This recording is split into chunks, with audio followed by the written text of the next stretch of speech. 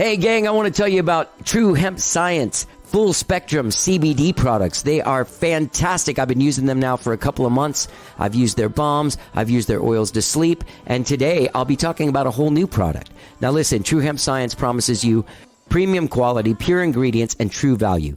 They source the highest grade organic hemp from around the world to handcraft the finest full spectrum CBD products.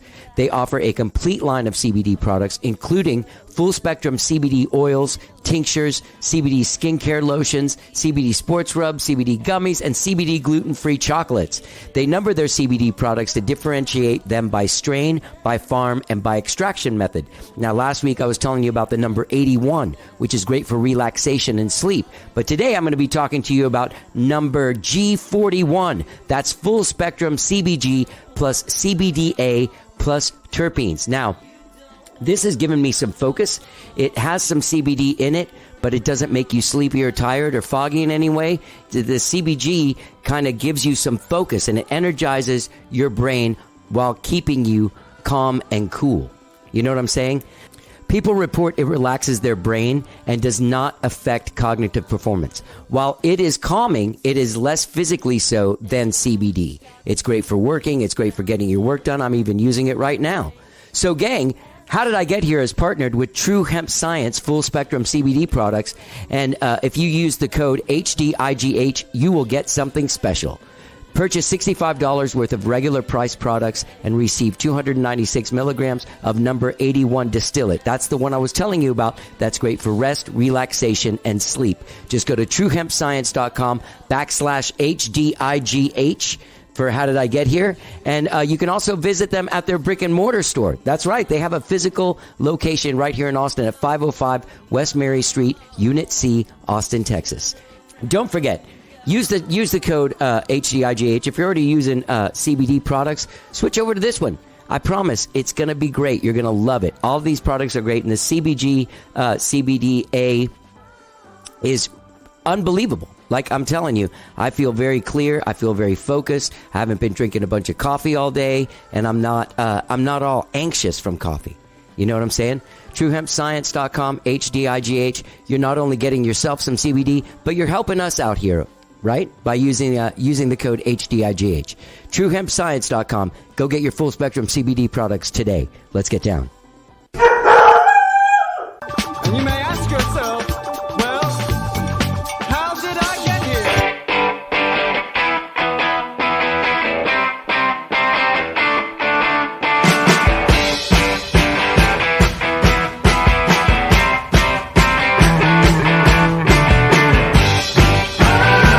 It's time for How Did I Get Here?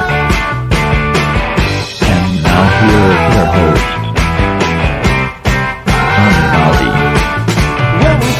All right. Hello, I'm Johnny. I'm your host. Welcome to the show. I hope you guys all had a good weekend, whatever it is you did this weekend. Gang, if you listen to the show, you know I've been in Houston helping take care of my grandma. The update on her is she's doing all right, man. She's hanging in there. She's doing okay. I came back home for a week or more to do a lot of work stuff. But as you know, I've been in Houston for the last month, mostly coming home once a week, once every couple of weeks to do some shit for a couple of days and then go back or play a gig or do a rehearsal or whatever. But Skyrocket actually played in Houston on Friday at Last Concert Cafe, and it was fucking great, man. It was a great, great show. It was so exciting. It's one of the best shows we ever had, attendance-wise. The crowd was just insane. They were totally jacked up to be there. You can tell that, we haven't been doing a lot of public shows this year or since everything's opened back up in 2021. Like we did a couple of shows here last year, one in Houston, a couple in San Antonio. We've done a couple San Antonio things, but we haven't played in Houston since New Year's.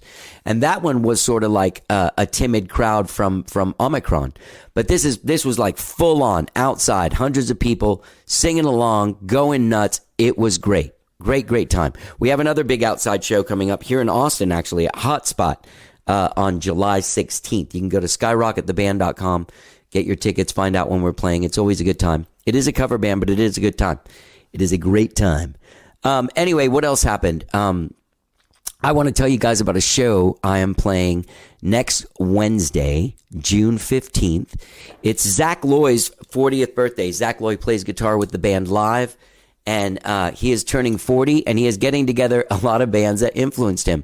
Now, I've known Zach since he was about 15 when he came over to write a song with me with his brother, Bo. They had this band called Dame's Violet, and we worked on a song or two. I can't even remember what happened, but I ended up becoming really good friends with Zach. And over the years, hanging out with him a lot and hanging out with his bands. And ever since I started the podcast, most of the bands that he produces, he has them call me when they're done or when their record's coming out to come on the show. And he's been on the show. He'll actually be on the show. We're going to do a quick little conversation about the line because it's a really special night. Zach's turning 40, okay? Zach Loy. He's turning 40, and he's having a bunch of bands that were his favorite bands back in the late 90s and early 2000s get back together and play a couple of songs, and he's going to be in each of the bands.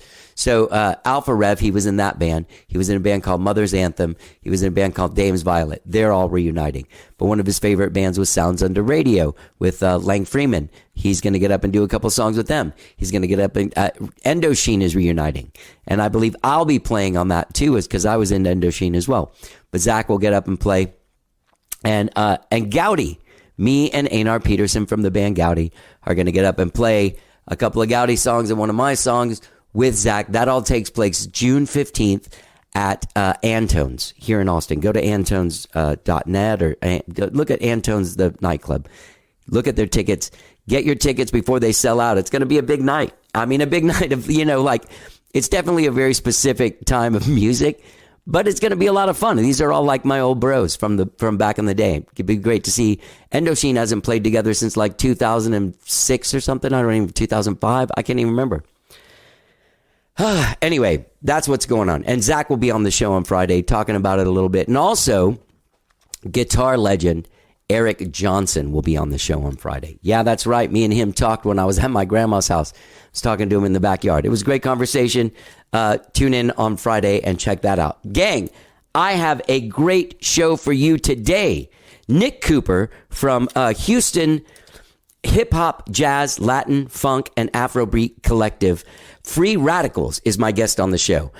Free Radicals is a Houston-based collective comprised of a beautiful mix of vocalists and musicians that represent all genres and backgrounds, including Black, Latinx, white, Asian, mixed, and indigenous communities, all representing the Houston community and the Houston musical community.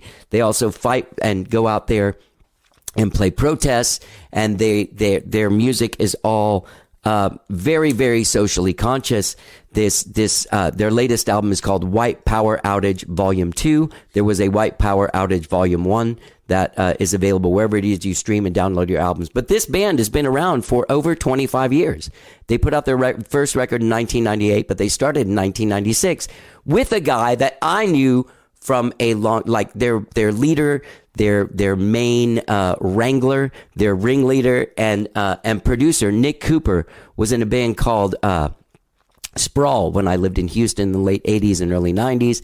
My band Panjandrum did our first show ever with them, and I saw them play, I believe, in the fall of 1987. I talked to him about that, and they affected me a lot. Like it. I'll never forget that show, sort of the freedom of what they were doing and the freedom of expression that they had, and just the good time that they brought to the room and the good time they were having. They were a bunch of guys that went to Rice University. I ended up starting this band called Panjandrum with a guy that went to Rice University called Richard Weiss. Great dude. He lives here in town. He's an architect guy. And we went on to do Mr. Rocket Baby here in town. Anyway, back in the day in Houston, Sprawl had a house that was behind the 59 Diner. And if you're listening to this show and you recall that time, you might have gone to parties there. I went to a lot of parties there. Me and Nick didn't hang out all the time, but we were around each other a bit back in the day. And I always had a tremendous amount of respect for him. And what he's gone on to do with Free Radicals is really amazing. And his work that he's done with foodnotbombs.net, get out there and check them out. You can find Free Radicals at freerads.com. There's a shitload of singers on this album. There's a ton of different styles of music, and they nail everything. Like when they play Latin music, it is fucking Latin music. When they play jazz, hip hop, Afrobeat, funk, those are actually legitimate styles of music that they're all playing. And Nick is just a badass drummer. He always has been. He used to have a lot of like fire and energy, and he still has that, but he also has a level of finesse now, and like like the biggest international vocabulary on drums. Really impressive. Great to see a friend go on and become such an amazing, amazing musician. Free Radicals, their brand new album, White Power Outage, Volume 2, available now wherever it is you stream and download your music. Find them at freerads.com and enjoy my conversation with the great Nick Cooper from Free Radicals. Let's get down.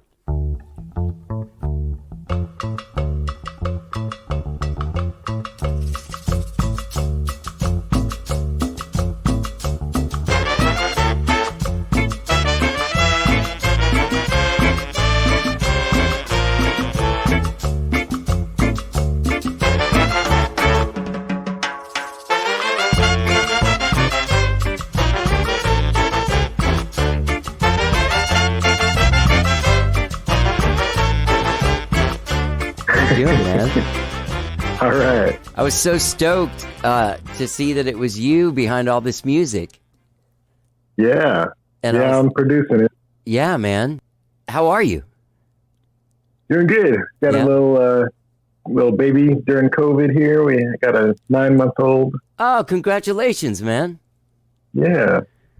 That's my first. I'm an old dad. Old dad, man. That's all right. That's cool. I never had kids yet. Yeah. You never know. I could be an old dad too. Yeah. Well, you can't be a young dad. No, that chance is long gone, man. So let me ask you this. There's so much gravity going on, especially like in this last record, the White Power Outage Volume 2. At bringing, like, having a child in this time when you're really like digging in and reflecting on all of this sort of injustice that's happening around, does that give you pause at all as a person or freak you out? Oh yeah, I'm sure. I mean, it's like you got to keep moving in whatever way, that makes sense, whether it's making music, family, whatever. But of course, like, there's definitely a sad side of like, I wish my kid would be able to experience this cool thing that we used to have that we have destroyed or whatever. I hope my kid finds new things to enjoy. Yeah. I saw that you the first record that you put out, the Rising Tide Sings. What's my writing? Sinks All, yeah. Sinks All. Sorry, my notes look terrible. Came out in 1998. So when did you start this project? In 96. 96? Yeah. Wow. That's a long time now. Yeah. Yeah, we're at 26 years. Yeah. We had our 25th anniversary party last year with just tons of musicians who played with us over the decades. And yeah, it was really nice. That's another thing, is there's so much collaboration happening that when you play live, do you just find who you can get? Is that? So yeah, we have a core band, that used to be that we would have a core band of 7 or 8. And then we just had guests come in, and people, when we did like big 15-piece marching band stuff, we would have a lot of guests. But that's kind of changed. And now I would say that we have a core band of like, of about, 5 like diehards, and then another like 15 like really want to be there whenever they can. People come to rehearsals and stuff, and then we have like the guests. So yeah, it's gotten a lot looser during COVID. So I mean, we've had a couple of times that we've played a rehearsal and then 2 shows in a week, and all 3 of those have like really different lineups. Like more than half of the people are only playing, one of those things. So right. Yeah, it can be really interesting. But we know our classic tunes, like the tunes that we like to play all the time. Like everybody knows those, and then it's just a question of who knows the new tunes, who knows the really old tunes, who knows the tunes with the vocalists, and that's how we kind of figure out what we can play at a given show. I realized today when I was going through it in my mind, I was talking to my cousin about it. I'm at my grandma's house, by the way. I'm not like, this isn't the normal setup for my podcast in some weird room. But oh yeah, I'm at my grandma's house. But my cousin and I were talking, and I was like, I think the first time I saw you play, it was October of 1987 at Zelda's. Oh, wow. So, yeah, I mean, let's see, October of 87 at Zelda's. Yeah. Right? That was like seems early possible. Sprawl. Yeah, that would be our first time playing. Like, I think our very first show was like, February of 87. We played the Apocalypse Monster Club with Sprawl in Clear Lake. And then, yeah, we had a couple last concert. That was one of our first shows. Oh, really? And then, Zelda's around there. And that time at Zelda's, that was like, I remember because, there was this whole deal where you didn't get any money unless you sold these tickets. They gave you like $1 at Fitzgerald's. And I was like, they gave you $1 off the price and you have to sell them ahead of time. And that's how you would get paid. And most of the bands had sold like none of them. And so we're like, man, we're not going to get paid. And we're outside like looking for people on the street, like, hey, do you want to go to the show? And Sarah Fitzgerald came out. She like caught us selling the discount tickets near her club, and she like took us in the office and yelled at us. And, but she smiled when she yelled at us. So it was like it was very like give me a flashback to a math teacher, actually. Right. Someone that's kind of got in the business so she could yell at people.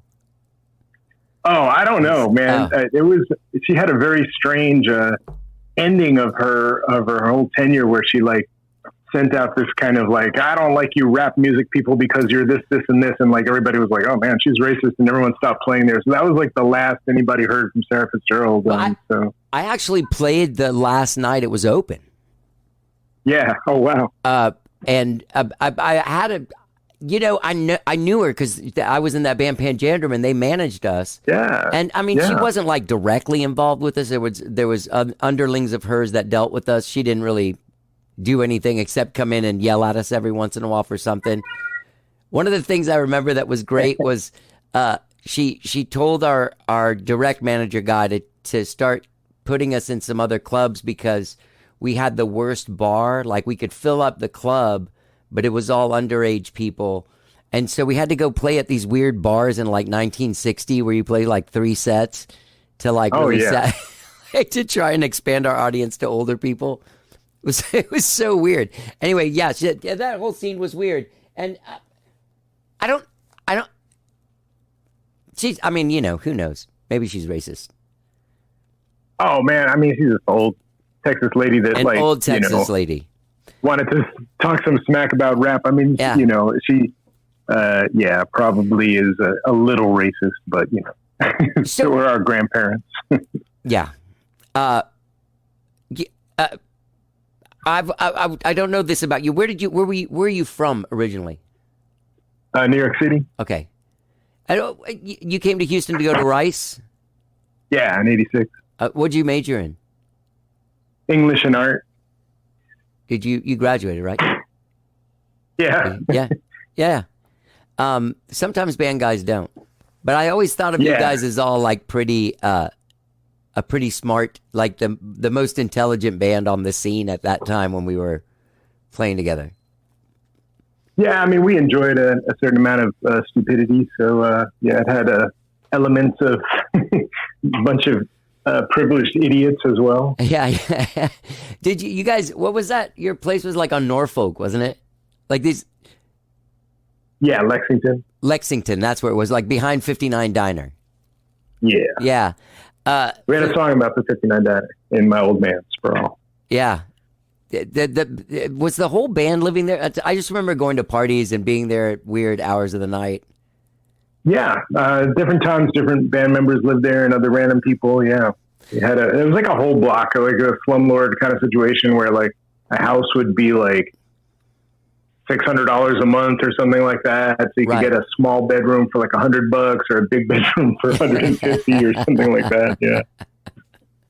I mean, it's really important actually to kind of think about that. Like when Free Radical started in 96, we were rehearsing 3 nights a week and it was just, rent was cheap. It was like, people weren't so stressed about like, oh yeah, I got to come to rehearsal 3 nights a week. Gas was cheap, rent was cheap. And now like, there's so much pressure that like, I feel terrible if people come out and, we have a rehearsal that isn't totally productive or we have a show that doesn't have a ton of people there because I'm just like, oh man, I wasted this guy's time. And I feel like I called out a favor or something like that. This guy had to kick in his whole evening away from his kids. And, because we have older band members who are, have families. And, we do have guys in their 20s still. And we have our oldest band member is Harry Shepard. He's 94. So we have a huge range. But, yeah.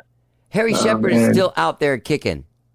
Yeah, we're playing a show with him in a couple of weeks on the 7th in Galveston, right there on the beach. We're going to play an all improv set with Harry Shepard. It's an all ages community center called Menard Community Center at Menard Park. It's going to be super cool.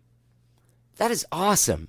That's awesome. Yeah. I used to work at Whole Foods, and he was like a regular guy there every day, and we'd always talk and stuff. And I remember him giving me his records and going to see him play.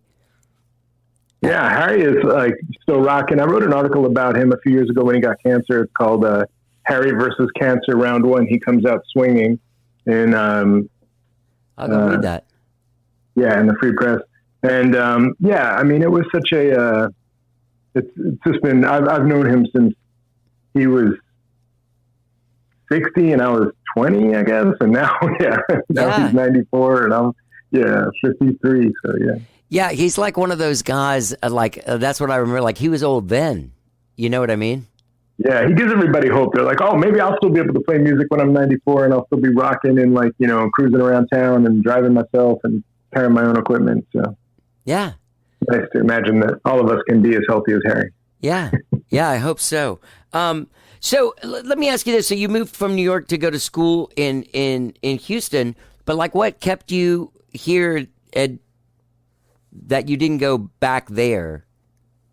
Well, New York just pissed me off so much when I went back that I didn't feel like a lot of I could go back to New York, because the New York that I really kind of valued wasn't even there anymore. And that always becomes even more so every time I go. I mean, it's just more impossible for anybody to live on a limited income. And it's just less interesting art, less interesting music, just so corporate. And so, in the 80s, there was there were different scenes and people just had a general interest in doing weird stuff, just for the sake of it. Let's try this. And, I think all of that is gone. And again, it could all just come down to rent. Who has time in New York for a whole bunch of people living far out and in different boroughs to come together and just experiment. If you come together, you got to knock out a quick rehearsal and then go off to your next thing, and you don't have time to really play around. Yeah. Yeah. Those are the things about, one of the things about living in Austin,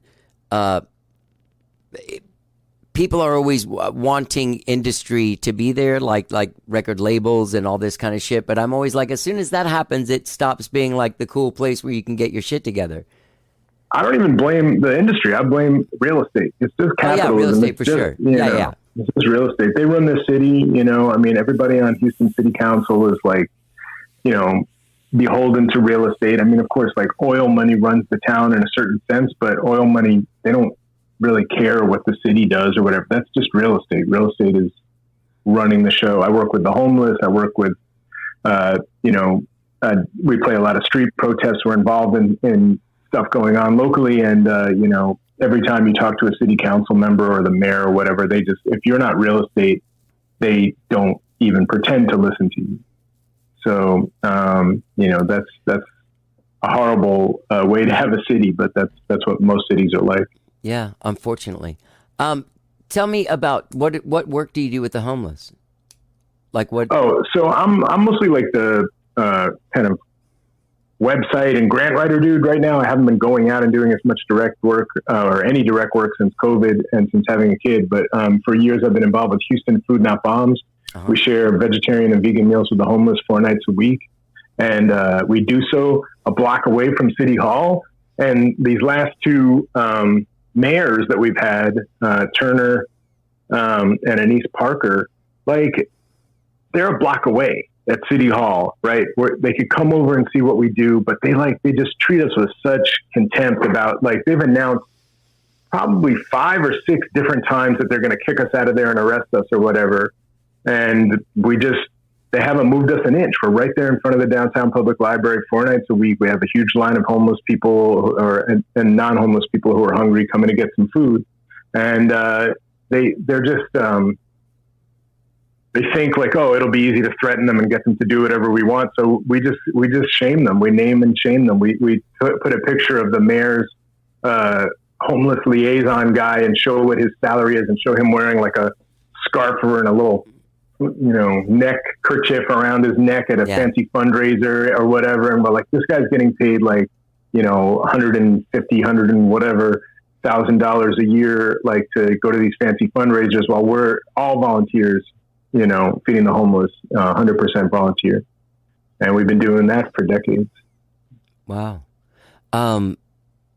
It's been such a, it seems at least like even in Austin where, in I think the fall of 2019, there was the camping ban was lifted, right? And people... Yeah, there's all kinds of crazy homeless laws that are in place and not being enforced, or in place and being enforced, or threatened to be enforced. Like your possessions that you have as a homeless person have to be in a cube that's like 3 feet by 3 feet by 1 foot, or something like that. And all kinds of different things about tents and whatever. Yeah. But it's been, a very intense sort of like hot button issue that politicians can use, that we're going to clean up the streets or whatever it is that they fucking say. And, but also I honestly, and I it's not like I'm working on it at all, but I don't understand how it can be, how homeless can be housed and everything can work out, but there's got to be a way. What is it that you guys are working on to try? I mean, I don't want to come on here and pretend that you're not going to have homelessness in capitalism. And a market-based system, the cudgel to make the poorest people work is that if they work, and even if they get terrible money, they'll be able to live in some kind of a place and not be homeless. So that's how the system is. And in a system like that, to get the homeless into housing would be very expensive. And it would also be something that, like, if you're putting homeless people into decent housing, then what happens to the working poor? They're like, well, we got this lousy housing, we might as well become homeless and get that, right? So the whole thing falls apart. Capitalism means homelessness, and especially in this land with the ultra privatization of land and property, that's a cornerstone of our whole system. And people hate to hear that. Liberals hate to hear that. Liberals want me to come and say, oh, all you got to do is do this drug program or something. Right. They want an answer like that leaves capitalism in place. And, there's not. And, I mean, I don't know why we're pretending that there is, but yeah. Then what is it that you guys are working towards? Oh, we just share food with the homeless and talk smack about, things that are unjust. So, I mean, like if we're spending, $40 billion to send bombs to Ukraine and we can't even provide formula to, starving premature babies in the United States, that's food, not bombs. That's what we're talking about. We're saying that's backwards. We've got to take care of people first and blow things up second. Where can people find foodnotbombs.org or something? Yeah, there's I think it's foodnotbombs.net, and then we have for Houston, we have a Facebook group, which is our main way of communicating with the public. Houston Food Not Bombs. Yeah, no problem. And that not to be like not to pivot back to the album promotion, but it does fit right in with the like mission. I mean, at least listening to the music of the band, it's not just homeless issues, but it's like literally the issues that confront us, the issues of the day. Well, I mean, yeah, free radicals. Like, we talk about stuff that we hear in the streets, and sometimes, like, it's interesting how it plays out with history. So right now, white power outage doesn't really piss off liberals, right? White power outage doesn't really piss off non-racists that much, because they've heard these types of things. Like 10 years ago, whatever, like, white power outage might have pissed off, fragile liberals or whatever more. And we've been working on this album for like, we've had that album concept for like a decade. So when we first started talking about it, we're going to do this thing, White Power Outage, it's going to be a hip hop collaboration. it weirded some of the musicians out. They were like, some of them were just like, I don't even want to have the word white power in the title at all. That's just too weird. And others were like, we're really fragile about it. They're like, well, can't we just say something more like kind of kumbaya, anti-racism, whatever. Like, but now I think people are ready for it. And if you hit a topic too late or too early, you might seem like you're ahead or behind the curve. But for us, it has nothing to do with that. We're just like, whatever people are protesting about, we're going to try to throw it into a song because we like to, be out in the streets and protest with people. So, for example, it was really well known among people who were protesting in the streets and that in 2010 or earlier that the border wall with Mexico was similar to the border wall in between Israel and Palestine. It was being made by the same company. It was racist. It had the purpose of, creating a campaign issue, all these other things, whatever. Like, we heard about the wall a lot. Now, there was not a lot of mainstream discussion of the border wall, but I mean, if you were protesting stuff, there was a lot of protest against borders. So we did a song called Build Levees, Not Walls. That was after Katrina. We wanted to call out, the fact that they haven't done anything to properly protect New Orleans, and meanwhile they're building this wall of Mexico. Several years later, Trump comes along, 4 years later, whatever, and he does this whole we're going to build a wall campaign, and it becomes this thing. So it wasn't like, oh, we're looking in a crystal ball and seeing the future, and we know that there's going to be more and more focus on the wall. It was more just like, yeah, people are already talking about this. There's already a no border camp. There's already protests against this idea that goods can travel easily through borders, but people can't. Like, that idea is something that, people have been protesting in major cities in the United States and all over Latin America for decades. So, this is a very central part of the anti-globalization protest going on in the late 90s, early 2000s against free trade area of the Americas, against the WTO, like the idea that goods, no problem. Goods just go back and forth, no taxes, no, whatever. People, no. Poor ones, you got to stay where you are. And you can still make our stuff for us in a sweatshop, but you can't come here. And so, yeah, I like to take on those topics, but never pretending that this is something that we saw the future or whatever. It's not like that at all. It's the opposite. We just responded to stuff that people are talking about. Yeah. Can I quickly say something that I didn't say earlier when I should have, is after seeing you play for so long, I always thought you were a great drummer. I was a huge fan of Sprawl. That's why why would I remember some fucking tiny room show in 1987 in the fall, except that your band had this explosive energy and spoke a musical language that was global at that time. You know what I mean? Like a real kind of things were being drawn from different areas of music into this one sound of this band that ended up being, even though it was very much of its time, it was very original band, Sorry. Anyway, so going and listening to your stuff all the way up until White Power Outage Volume 2, your pocket is unbelievable, man. Like, your feel is so good.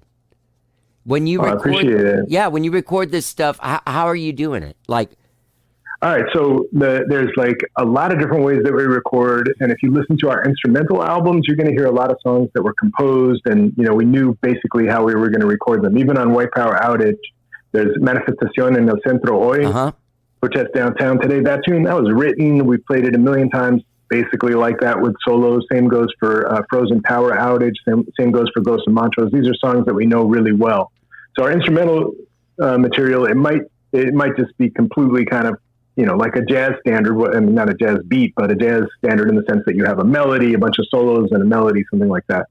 But more of our material comes from, we do just play live shows, improvise, and then make loops of it. So or we play in the park, or we play on someone's porch. During COVID, we did all our rehearsals in Monty Beach Park in Houston. We just go up to the park and record that. And we might jam for a couple hours, and only going through it, only find a couple loops of a couple measures that we like at all. And then that's oh, that's pretty cool. Let's use that. And then we create loops, and then we give it out to people to compose for. So rappers and singers and stuff get a hold of that, and they're like, yeah, this is pretty cool, but can you make this section longer? And I'm like, yeah, sure. And I re-edit it for them. Are you doing it then to a click of some sort? No, Or no. that's I mean, why you're finding the measure that's just naturally good, and then that works if you loop it. Yeah. You don't need a click if the whole song is one measure. But generally, like, we don't have a lot of songs where the whole song is just one loop. There'll be like, usually like 5 to 10 little segments that are near that loop that are kind of looped together. Well, it's interesting. It sounds very organic. Like, it sounds like it's being played the whole time, which is great. Well, our third album, Aerial Bombardment, was when we just like went crazy with that technique. And if you listen to it, a lot of the material on there, We All Inhale and All Alien, All Nude All the Time. Like, some of these tunes we were playing in different warehouse parties and clubs and just recording it. And back then, like, I didn't have any kind of multi-track recording that I could bring out. So they were just live to 2-track, take a loop from that, and then somebody else would do something on top of it, scratch a turntable, play a keyboard, rap, whatever. So that was where we really started that technique on that album. And since then, definitely it's been a huge part of our hip hop stuff. So it sounds like you're in a room. It sounds really organic or whatever, but at the same time it's looped, so it has that, kind of hypnotic aspect to it. Yeah. It's amazing on that song that you're talking about, the Manifestación en el Centro. Manifestación en el Centro, hoy. The ability to slide from whatever isn't that the second song on the album? So the second song is called El Ritmo Oh, Contra no, Ritmo. you're right. And that one is Karina Nistal, is she Cuban? Yeah, she's Cuban, Mexican, American. Yeah. I'm Cuban. I don't know if you knew that. Oh, cool. Yeah, well, my parents were born in Cuba and moved here. I was born in Miami. Oh, yeah. Yeah. Oh, all right. No, I didn't remember that. I don't think it was like a thing back then for me. I mean, I just was. Yeah. I don't know. It's weird because it's weird to be a white-looking dude, but totally like your parents' house smells different than white people's houses. You know what I mean? When you go into it, the food makes it smell a little different, Yeah. I mean, my ancestors are all Jewish, but I never had any interest in anything Jewish until, I mean, I read some literature. Like, I had a little bit of interest, but I've never been interested in the religion or anything.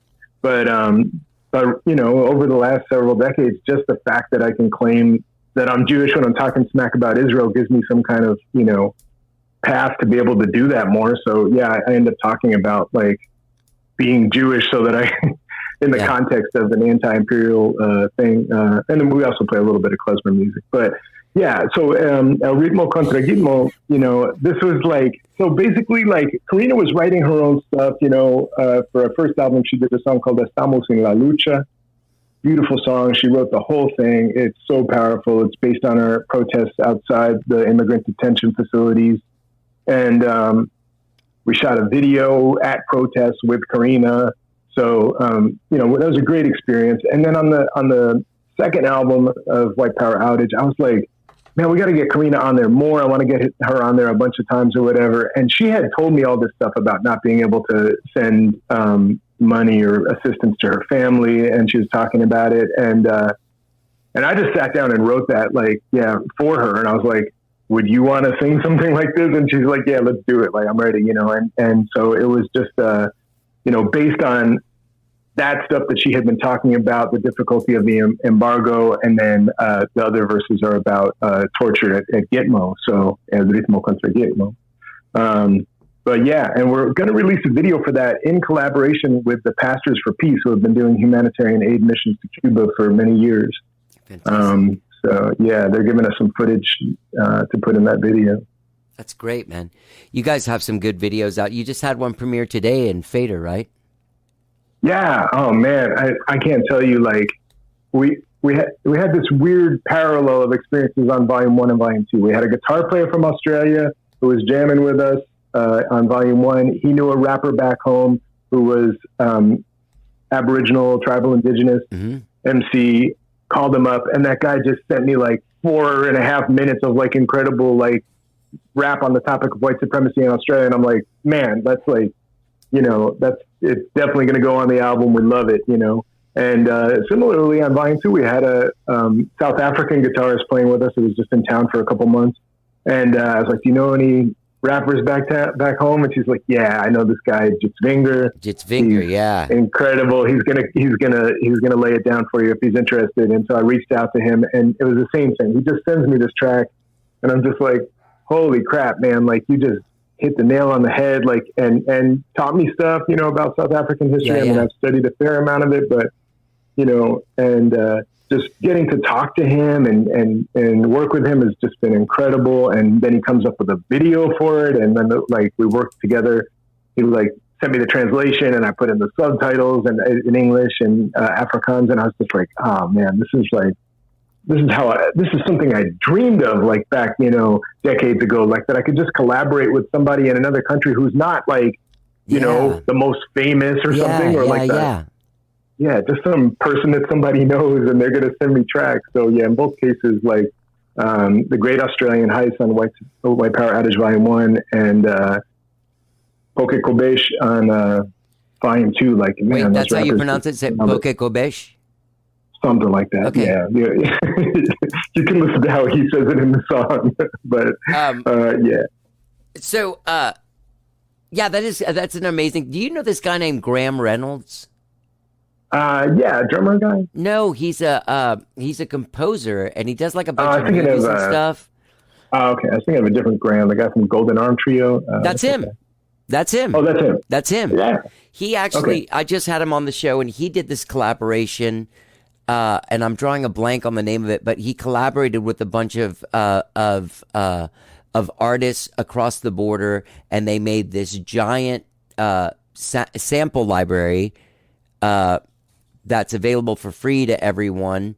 And just this amazing work with this huge collaboration, kind of like what you're able to do with this in the same spirit. That is very much what we're doing. I mean, we're not making it free to the world, but anyone that we talk to, anyone who's on our album, we're pick some other loops. We have hundreds of loops in our library. Pick some, do something with it, do something cool. You can make a whole album using our loops if you want. Just use this stuff. I mean, it's a little bit dated in the sense that we're basically playing funk with hip hop over it. So I mean, now everybody wants to do I don't know, mumble rap or trap or whatever. It may not sound so I don't know if people want to use it, but if they do, we're so excited about people using it for other projects. Well, what I think is so cool about it, and I see this a lot firsthand with artists in Austin. I work with this nonprofit called the Austin Music Foundation. And, I talk to a lot of up and coming musicians and stuff. And a lot of times they start off doing electronic and hip hop recording in the traditional way, using samples, using bits and pieces here, electronic instruments, drum machines, synth basses and stuff. And then they translate it into a band to play a live club, and it ends up homogenizing it. You know what I mean? It ends up taking the character out of it. But the interesting thing is that I guess since you're starting with these organic loops and stuff like that, you can see how much easier it would translate to the stage, with a group of people making the music as opposed to just tracks playing. Yeah, I mean, it's a different process in the sense that when we have to play live, we're learning a tune that we've never jammed on. I took some elements of a loop and somebody played over it and whatever. So we never knew it in the first place, but now we're learning it. And then we're going to do a live version of it that is going to sound a little bit more like our live band because, okay, does the horn player have to play that same loop every single time, or can the horn player let loose? We have to make decisions like that. Right. This sound that's going on, do we want somebody to just imitate that sound, or can they just do improv, so we're always deciding that kind of thing in rehearsal. And the more we get to play with the vocalist, the more those things come together. So we had a show a few weeks ago with the vocalist, and this vocalist forgot a verse and was like, "Oh, I'm so sorry, I forgot this verse," and it messed everything up. And I was like, "No, we're improvisational musicians. You just opened up some other thing for us to do. Nobody cared. The audience, there's nothing to apologize for. The audience didn't object and say, "Oh, you skipped this thing," Yeah. We're used to playing with stuff, so it's fine. So is there oh, there's one more question about the writing that I wanted to ask you. So when you put together a tune, like you put the loops together and you lay it out the way that you want it, and you give it to a vocalist to do something with it, how much of the idea of what you want them to say is there when they get it? Or do you just go like, hey, South Africa, go? Yeah, I mean, that's a huge range. So, I mean, there are tunes that, like, I actually write lyrics to. Then there are other tunes that, like, I have a concept and a couple people are going to jump on it. I'm like, okay, this one is called Bipartisan Baby Jail, you know, Okay. or this Yeah. this is the concept. And then there are tunes that we have no idea what's coming at all. And it's just like, you know, because I tell people, like, you know, white supremacy, you know, it may seem fairly obvious to take on certain scenes of, like, the police are, you know, doing this thing when they pull us over or whatever. And we want to cover that topic. But, you know, white supremacy is all through our system. Like, if you have dealt with a real estate agent, or if you've dealt with, like, you know, your own family, like, you've dealt with all kinds of aspects of white supremacy. So whatever you want to write about, like, you know, go for it. And so, you know, the healthcare system, like, you know, I mean, we don't have a song about abortion, but I mean, if somebody wants to do abortion, of course, like, this is all related to race and, you know, the history of race. And just think about it, like, as a white looking person, or if you have any white looking listeners out there, like, Germany doesn't have one statue of a Nazi leader still up. They teach the Holocaust, they teach racism, the history of racism and genocide in schools. Like, we've never done that, you know? So yeah, like, we don't know anything about our past. Like, we haven't reckoned with it, you know. I put on the news last night. My grandmother wanted to watch the news, like the 5:30 national ABC guy news. That was actually very, very tan yesterday. But the commercial that led into it was like this, like, they're going to take down your statues. I can't remember what the guy's name was, but he's running against a bush for something. Is there a young bush? There's a young bush. Oh yeah. There's like a whole lab where they're breeding more bushes in different ethnicities. There's definitely Latino bushes already, but there's like Asian bushes. Yeah. This one's like Juanito Bush or something like that. Yeah, they're all coming. They're going to have, you know. I hate to laugh be like, about what's the demographic here? You know, it's like, oh, okay, we need a black Cuban bush. All right, let's get one out of the lab. And Cheney's like on the other end. Cheney's like, okay, and if, you know, any of the experiments that don't work out, I need their hearts, you know, keep me going. Yeah, man, that guy's a piece of work. So, do you travel? Do you guys get out of town much? Yeah, I mean, we just go to Austin and Galveston, basically. And, like, the further we go, like, the more expensive and difficult it would be because... that's what... Yeah. We're huge. It's a huge group. And even if we were to do it with, like, a bare bones group or something like that, you know, a couple of us have kids and jobs and other things that it's we can't hit the road like... John Durbin, who played trumpet with us in the beginning of Free Radicals, he now plays trumpet with the Sufferers. They're in the road on a van or in a bus or whatever all the time, and we used to be like that, but yeah, now we're more like the band that's holding it down. When he gets home, he comes and jams with, I guess. But yeah. It's weird how that happens, and well, I guess how it's happened because it's more. There's bands now when you. Again, like with this Awesome Music Foundation thing, these people are like, oh, how do I do this thing? There's like a weird sort of like idea that you can do something weird with your phone and it doesn't really matter what the song is or anything, but you're going to do something, everyone's going to like you and you're going to get pet a lot, right? Or whatever, whatever you're missing from the thing. But like you tell these bands, and it is hard. Like I don't really tour because it's expensive and it's hard and I'm tired and I spent you know from 1989 to I don't know 10 years ago in a van and I'm tired. Did Sprawl tour a lot? Because that was another big band.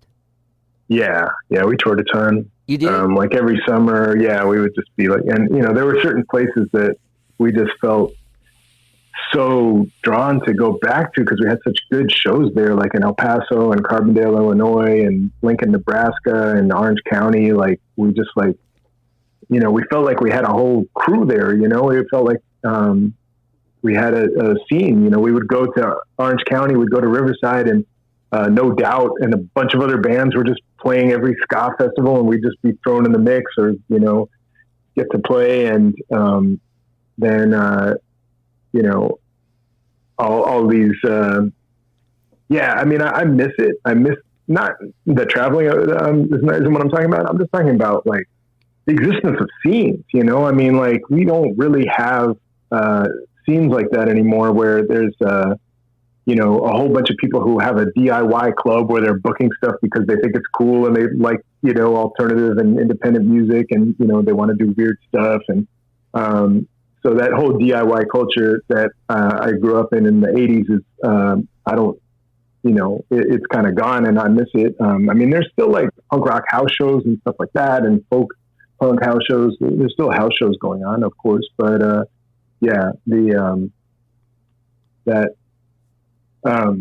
that scene, as well as like the scene that was protesting against free trade agreements and the World Trade Organization and stuff like this. These are things that I really thought were great and wish they were still going on, but definitely people have been put into their little boxes, and they're all fighting each other now instead of fighting the system. And for that reason in particular, like I don't want to do another White Power Outage album because it's like, our enemies are not the skinheads or something like that. Like they're just a bunch of poor white people or whatever. Like our enemies are the people who are like denying healthcare, that are spending our money on oil and war. Right. Like these are the people that, we have to get back to criticizing. So, yeah.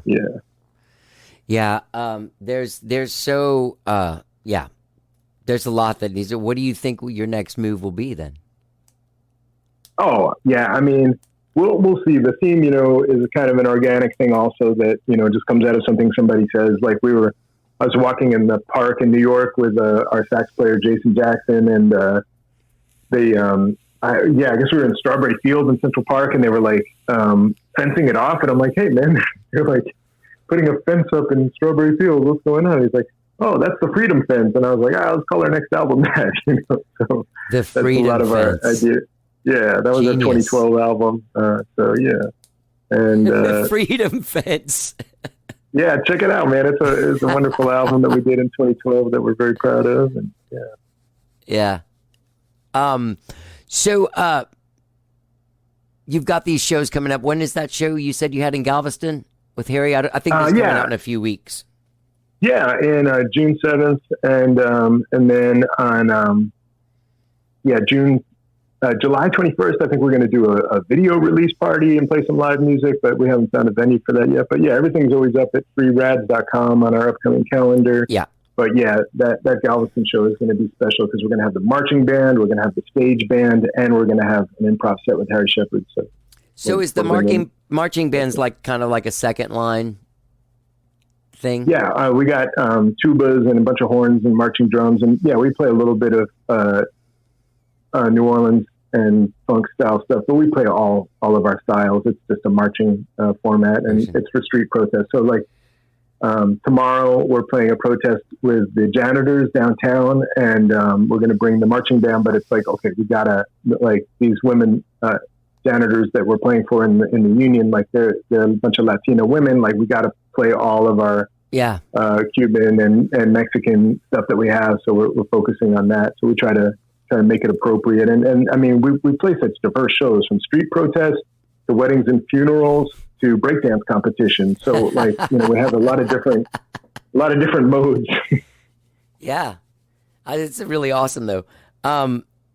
Those, do you really, do you do like second line funeral kind of stuff, or do you? Yeah. I mean, if we're like, we have played a funeral for a Black New Orleans person living in Houston. Like they hired us. Like, I mean, there are way more legitimate second line groups that are in Houston, and some of them from New Orleans and some of them from Texas, and they're, black bands. And we usually say, hey, book these other guys if you want the real authentic thing, because we're playing all kinds of different stuff. Right. But every once in a while, somebody will book us, or if it's for a friend or something like that, we're playing a funeral of a black musician with ties to Louisiana. Then we're like, okay, let's do this right. We're going to play. This is our set list. We're going to bring in this trumpet player because he can knock this out, and we really try to adapt to that. But other times, if it's a funeral for somebody who, that it makes more sense to go in another direction, we'll go in that direction. But in general, we're playing slow bluesy stuff and then some upbeat, lively stuff at funerals. Right. And we got to play the funeral for Ray Hill, Houstonian that made history, giving you the right to curse out the police. Mr. Ray Hill died a few years ago. We got to play his funeral. We played the funeral recently online for an older member of Free Radicals Collective who passed away during COVID, Nelson Mills, who was the trumpet player on the Tighten Up, a song that was the number one hit in the country the day I was born, a Houston funk song.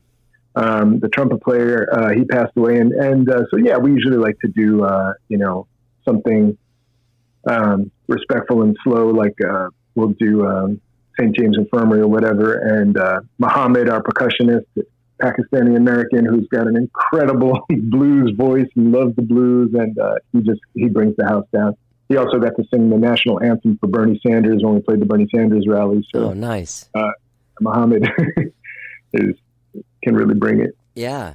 I was just talking to somebody recently who played, backed up Archie Bell. I mean, Archie Bell over the years, he had his hit or whatever. So then, people got to play it for decades. And, but the guys who actually wrote it, I'll send you the link. I have an interview with Nelson years before he passed away talking about how they never got paid for the Tighten Up. And it's pretty cool because he breaks down the song and the whole thing. And that's awesome. Yeah. I would love that. Yeah. So, people can find you guys at freerads.com. It's been great.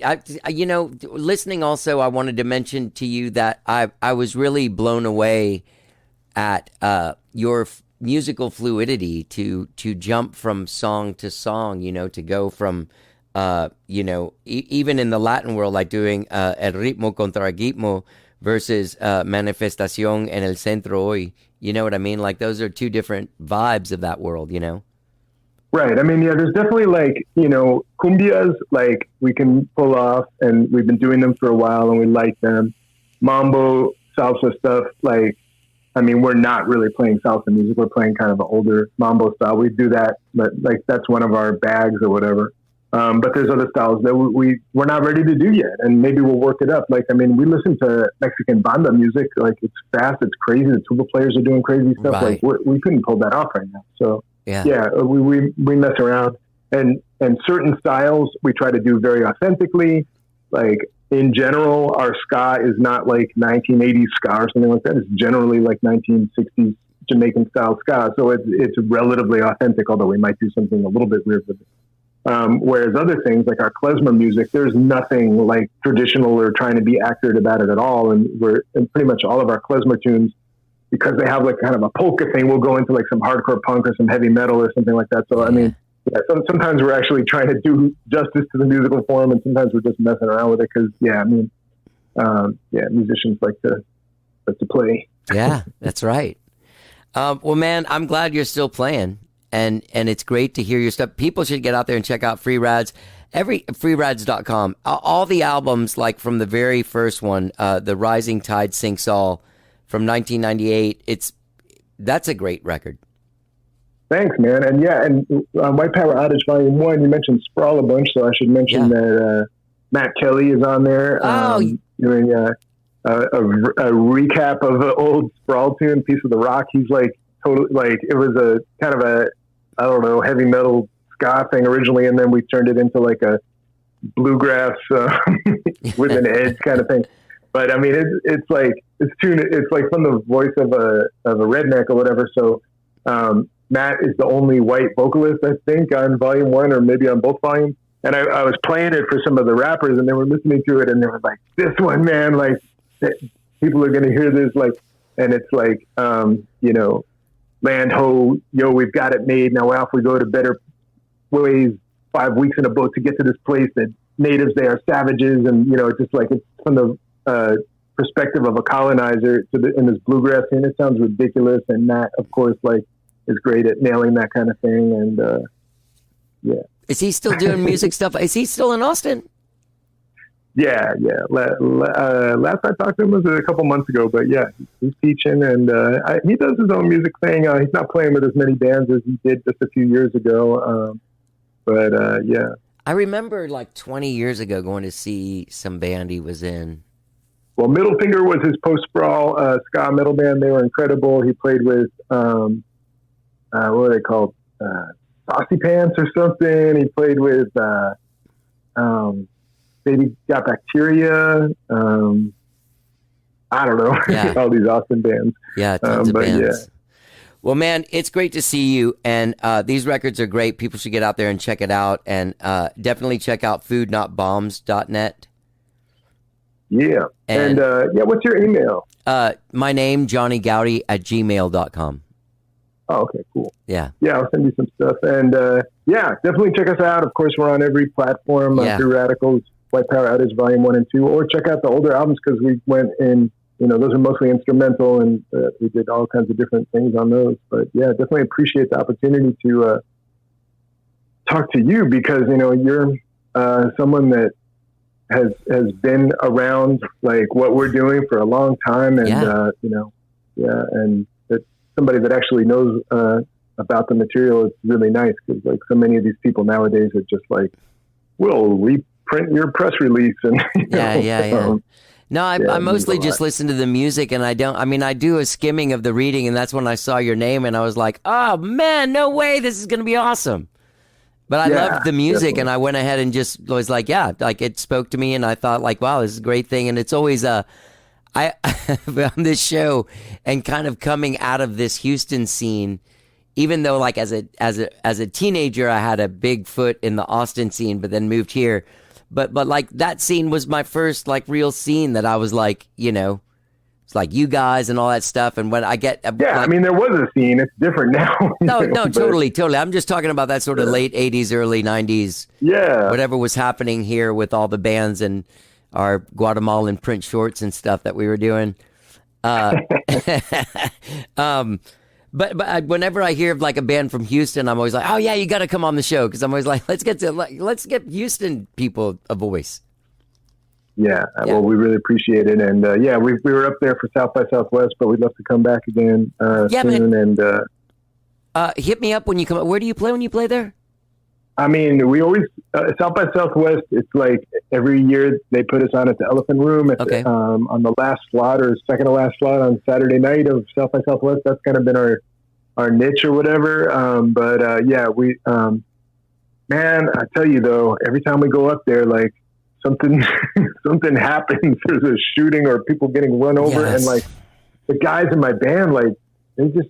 I don't know if they want to do it anymore. They're just like, I don't know. There's some weird vibe about that, you know, and people are like, that's one show that several of the guys don't want to come play anymore, but I love playing there. And like, you know, I would love playing in Austin anytime. Like, you know, I love playing all ages shows. Like that is what I grew up on. That's what matters to me. If I'm playing in a bar or whatever, it's like fine. But like all ages shows, like this one coming up in Galveston, like, that's where it's at, like kids, like old people, like outdoor space. That's how it should be. And my very first concert in my life in high school in New York City, all my friends were outside the club looking at us like through the window and like because they couldn't get in. And it's just like ever since then I've been like, man, it's stupid. So all ages, man. Well, Nick, it's great catching up with you. Yes. Yeah, take care, brother. And keep up the good work. And let me know when you come to Austin next time to play. I'd love to see you guys. Definitely, man. All right. Take care. You too. All right.